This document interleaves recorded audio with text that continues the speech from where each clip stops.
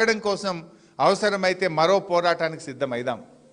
ఇవాళ రేవంత్ ప్రభుత్వం, ఇవాళ రేవంత్ 5 ఏళ్ళు ఉండొచ్చు పోవచ్చు, కానీ మా బాధ ఏంటంటే నువ్వు అధికారంలో ఉన్నవని కాదు, మా అస్తిత్వాన్ని దెబ్బతీస్తున్నావు. తెలంగాణ ఉద్యమాన్ని తక్కువ చేసి చూపిస్తూ ఉన్నావు, తెలంగాణ పోరాటాన్ని తక్కువ చేసి చూపిస్తూ ఉన్నావు. నువ్వు తెలంగాణ ప్రగతిని, ఇవాళ అద్భుతంగా సాగిన ప్రగతికి ఇవాళ నువ్వు అడ్డు పుల్లలేస్తూ ఉన్నావు. అనవసరంగా ఈ రాష్ట్రాన్ని ఇవాళ చాలా ఇబ్బందుల్లోకి నెడుతున్నావు అన్నదే మా బాధ.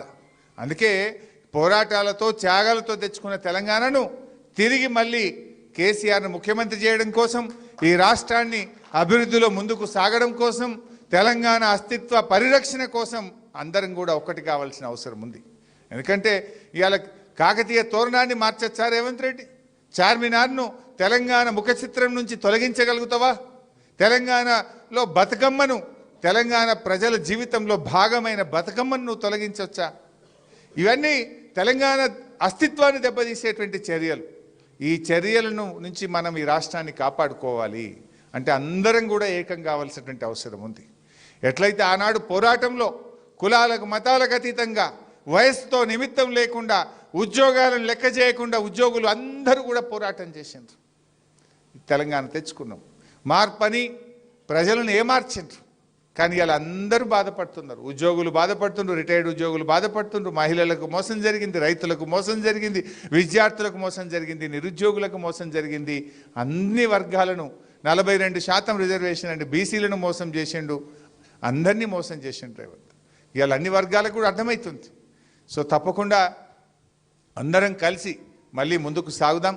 ఈ విజయోత్సవ దినం ఇది చాలా ముఖ్యమైనటువంటి దినం.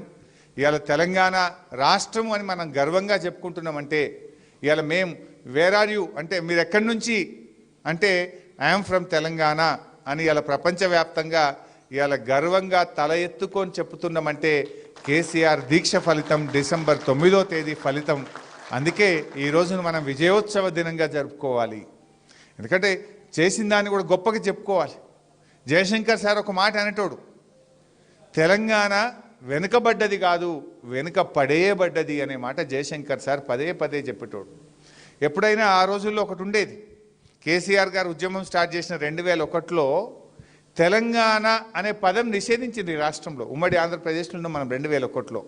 అప్పటి వాళ్ళు ఉద్యమకారులకు ఐడియా ఉంటుంది.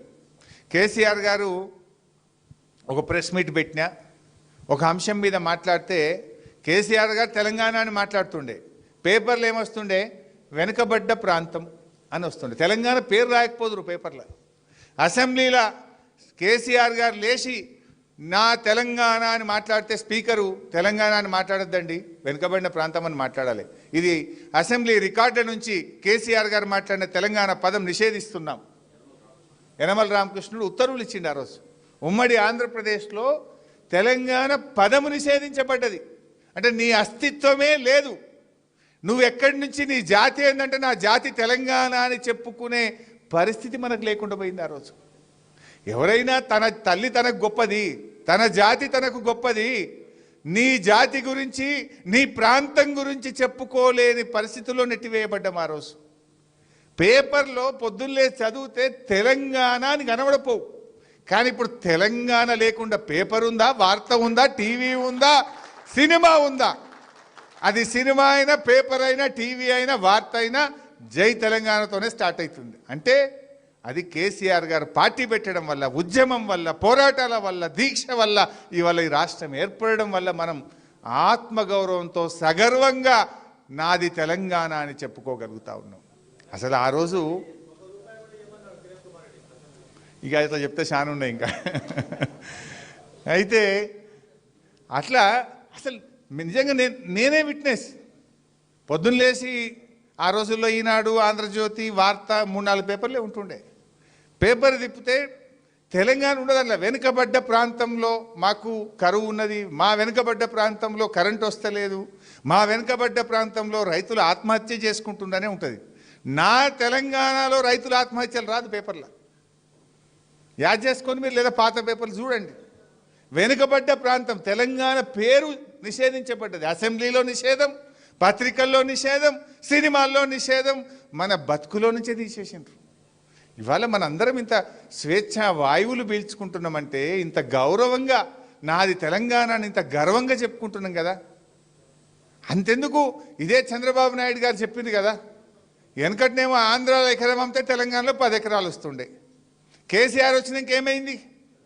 10 ఏళ్లలో ఈడెకరం అమ్మితే ఆడ 10 ఎకరాలు వచ్చేటట్టు చేసిండా లేదా కేసీఆర్? మరి జయశంకర్ సార్ చెప్పినట్టు మనది వెనుకబడ్డదా, వెనుకబడేయబడ్డదా? వెనుకబడేయబడ్డది. ఇవాళ రేవంత్ రెడ్డి తెలంగాణ తల్లిని బీద తల్లిని చేసి పారేసిండు, బీద తల్లిని చేస్తుండు. అరే అరే మనం బీదోళ్ళం కాదురా భయ్, మనం వెనుకబడేయబడ్డోళ్ళం, మనం we are rich by all means. తెలంగాణకు ఆ శక్తి ఉన్నది, ఆ సంపన్నం ఉన్నది అంటే ఆ రోజు తెలంగాణ ద్రోహులో, ఆనాటి సమైక్యాంధ్ర పాలకులో తెలంగాణను వెనుకబడేసిండ్రు.